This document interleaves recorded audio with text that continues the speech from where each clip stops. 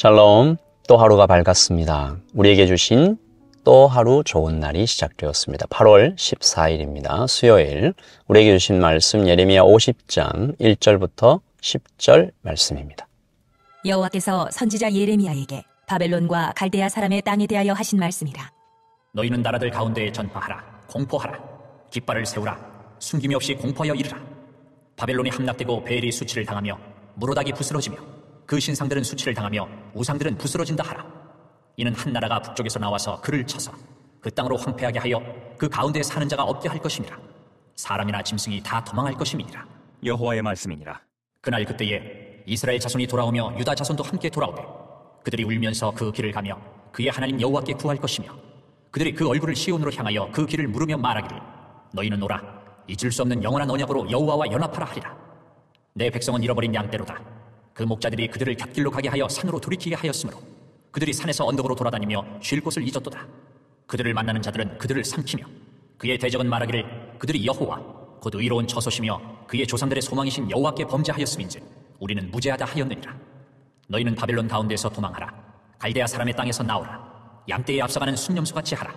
보라, 내가 큰 민족의 무리를 북쪽에서 올라오게 하여 바벨론을 대항하게 하리니 그들이 대열을 벌이고 쳐서 정복할 것이라. 그들의 화살은 노련한 용사의 화살 같아서 허공을 치지 아니하리라. 갈대아가 약탈을 당할 것이라. 그를 약탈하는 자마다 만족하리라. 여호와의 말씀이니라. 아멘. 하나님의 말씀입니다. 한번 더 읽으시면서 묵상하시겠습니다.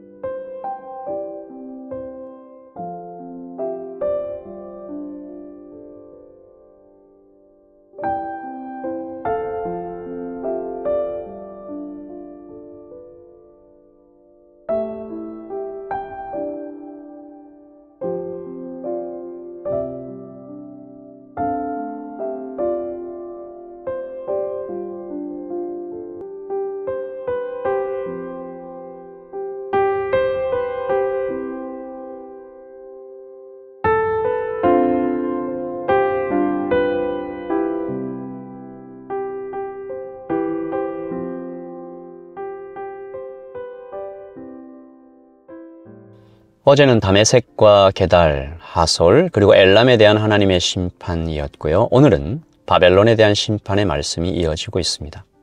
오늘의 말씀으로 오랫동안 궁금했던 하나의 질문이 좀 해결되는 것 같아요. 그동안 바벨론이 유다를 치는 채찍, 막대기로 사용되고 예레미야는 유다 백성들에게 바벨론에게 항복하라, 그들의 말을 따르라 라고 계속 예언했죠. 유대 친족주의자들에게 이 일로 예레미야는 엄청난 공격을 받고 바벨론의 왕 느부갓네살 왕이 예레미야를 오히려 극진히 대접하는, 참 웃지 못할, 그래서 오해는 더 커지고 깊어지고 있었던 그때에, 그러나 하나님께서 바벨론을 마침내 심판하시겠다라는 예언이, 말씀이 오늘 50장 말씀부터 시작되는 것이죠. 지금까지 살펴본 나라 중에 바벨론이 가장 강력한 제국 아니겠습니까? 그러므로 안전과 평안, 힘과 쾌락 다 누리고 있는 나라였는데, 하지만 그 모든 것들이 이제 하나님의 손이 치시니 무너지고 부스러질 것이다. 2절입니다. 너희는 나라들 가운데 전파하라, 공포하라, 깃발을 세우라, 숨김이 없이 공포하여 이르라. 바벨론이 함락되고 벨이 수치를 당하며 무로닥이 부스러지며 그 신상들은 수치를 당하며 우상들은 부스러진다 하라.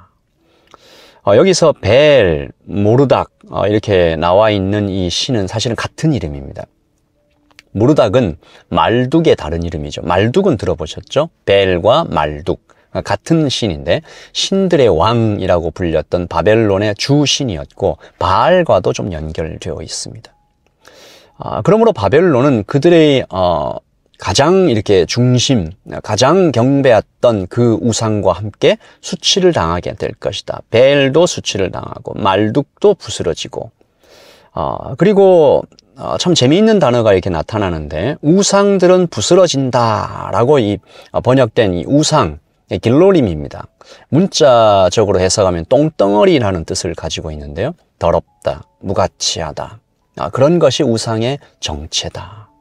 사도 바울이 주님 외의 모든 것들이 배설물 같다라고 했을 때가 바로 이런 모습이죠. 우상은 주님 없이 그 어떤 것들도 아무것도 아니다. 우상은 사람을 더럽게 만들고 비겁하게 만들며 쓸모없는 존재로 만들어버리는 악이다라는 것이죠. 주목할 것은 이 심판의 예언이 다른 9개의 나라와 똑같은 시점에서 전해지고 있는 것에 주목해 보는 것입니다. 이때는 아직 다른 나라들이 바벨론에 의해서 멸망당하기 전이에요. 예레미야가 아직 바벨론에게 항복하라라는 메시지를 유다 백성들에게 한참 전하고 있을 때입니다. 다시 말해서 바벨론은 지금 한참 전성기를 달리고 있을 때라는 것입니다. 멸망할 그 어떤 조짐도 보이지 않을 때 하나님은 미래를 보시며 말씀하십니다. 한 나라가 나타날 것이다. 바벨론보다 더 강한 나라가 나타날 것이다. 3절. 이는 한 나라가 북쪽에서 나와서 그를 쳐서 그 땅으로 황폐하게 하여 그 가운데 사는 자가 없게 할 것임이라. 사람이나 짐승이 다 도망할 것입니다. 이 나라는 성경에 바사라고 기록된 페르시아입니다. 페르시아가 바벨론을 정복했던 때가 BC 539년이잖아요. 바벨론이 BC 626년에 건국된 나라니까 여러분 바벨론이 고작 88년 동안 존재했습니다. 그렇게 강력하고 화려했던 제국이 이렇게 빨리 망할 줄 누가 알았을까요? 바벨론이 멸망하는 그때는 바로 이스라엘의 회복이 시작되는 때인데요. 4절. 여호와의 말씀이니라. 그날 그때에 이스라엘 자손이 돌아오며 유다 자손도 함께 돌아오되 그들이 울면서 그 길을 가며 그의 하나님 여호와께 구할 것이며. 제가 이 말씀, 이 4절, 5절, 6절을 읽다가 좀 울컥하더라고요. 이스라엘과 유다를 부르시는 하나님의 음성이 왜 이렇게 따뜻하신지, 뭐가 이쁘다고 하나님께서 이들을 이런 톤으로 부르실까? 그들이 울면서 그 길을 가며. 이거 어떻게 들리세요? 마치 함께 우시는 하나님의 눈물 같지 않습니까? 심지어 6절에는 하나님께서 이들을 이렇게 부르십니다. 내 백성은 잃어버린 양떼로다. 정말 그렇습니까? 정말 이스라엘과 이 남유다가 잃어버린 양떼 같은 존재였나요? 그 다음, 그 목자들이 그들을 곁길로 가게 하여. 목자들이 잘못 인도해서 곁길로 가게 된 것 맞습니까? 물론 그런 면이 있죠. 하지만 유다 백성들이 잘못은 없어요? 당연히 있죠. 예레미야 전체에 이미 하나님께서 그들을 향해서 책망하시는 이 말씀이 셀 수도 없이 많아요. 하나님도 알고 계십니다. 그런데 왜 하나님은 이스라엘을 불쌍하게, 안타깝게, 가엾게 그렇게 보시면서 목자들 때문이다 라고 얘기하고 계신 걸까요? 하나님은 지금 책임의 우선순위를 얘기하십니다. 그 무게를 말씀하고 계시죠. 다시 말해서 먼저 회개해야 할 자들은 목자들이다. 그때는 제사장, 선지자, 왕들이었잖아요. 지금은 목사와 교사 그리고 부모님들입니다. 아마 오늘 아침 말씀을 듣고 계신 분들은 대부분 여기에 포함되지 않으실까 싶어요. 하나님이 맡기신 영혼들에 대해서 우리 모두 기도해야 될 때입니다. 곁길로 가지 않도록, 그들의 영혼이 목말라 헤매지 않도록 하나님께서는 우리를 그 영혼 곁에 두신 것입니다. 지난 주일에 우리 예배드리면서 사랑하기 위해서 예배합니다. 사랑하기 위해서 예배합니다라고 도전했었잖아요. 오늘 아침 이 예배하러 오신 분들 정말 잘 오셨습니다. 오늘 아침에 예배하러 오실 때 여러분 각자에게 각자의 이유가 있으셨겠지만 하나님께서 오늘 은혜로 나를 채우실 때 우리가 기억해야 할 것은 바로 이 사명이죠. 내가 받은 은혜는 나누라고 주신 것 아니겠습니까? 그러므로 7절은 역설적이며 이중적인 의미를 갖고 있습니다. 여기에 아까 말씀드렸던 것처럼 오래된 신학적 논쟁이 나타나 있죠. 7절. 그들을 만나는 자들은 그들을 삼키며 그의 대적은 말하기를 그들이 여호와 곧 의로운 처소시며 그의 조상들의 소망이신 여호와께 범죄하였음인즉 그러니까 유다 백성들이 하나님께 범죄하고 다른 쪽으로 갔으니 우리는 무죄하다 하였느니라.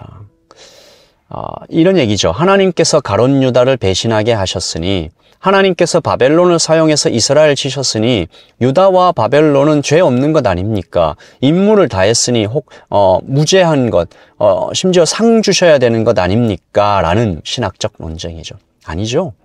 그들은 자기 죄로 심판을 받을 것입니다. 유다 같은 배신이 있을 것이라고 예언하신 하나님의 말씀은 미리 아시는 하나님의 신비죠. 동시에 그러지 말라라는 하나님의 경고잖아요. 예수님께서 유다에게 몇 번이나 말씀하셨습니까? 그러지 말라, 돌이키라. 하나님은 악인도 당신의 뜻에 따라 사용하시지만 그들은 자기 죄에 합당한 심판을 받을 것입니다.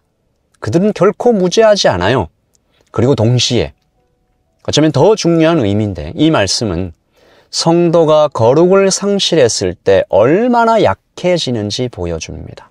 원수들은 거룩의 쉴드가 구멍난 곳으로 침투해서 성도를 공격하는 것이죠. 그러므로 오늘 아침 우리는 이렇게 기도합니다. 주님, 거룩을 잃지 않게 해주세요. 오늘 예배하러 나왔습니다. 예배를 더욱 꼭 붙잡기를 원합니다.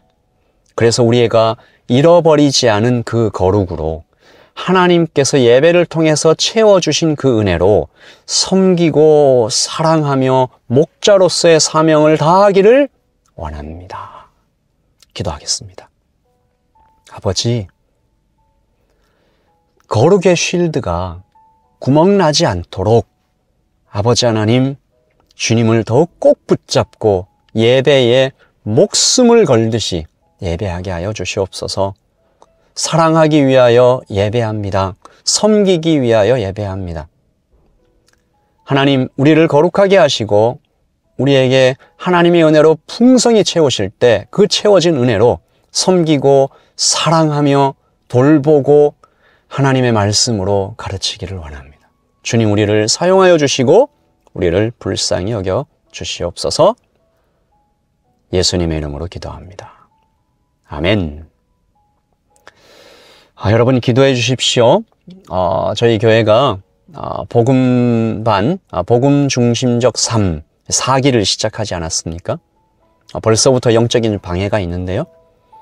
이 복음반 4기를 통해서 참석하는 모든 사람들이 복음으로 단단해지고 거룩을 잃지 않고 예배를 꼭 붙잡고, 그래서 채워진 은혜로 사람을 섬기고 이웃을 돌보고 하나님을 섬기는, 말씀을 똑바로 가르치는 부모가 되게 하시고 목사가 되게 하시고 교사가 되게 하여 주시옵소서. 우리 그렇게 기도해 주십시오. 여러분 평안하십시오. 샬롬.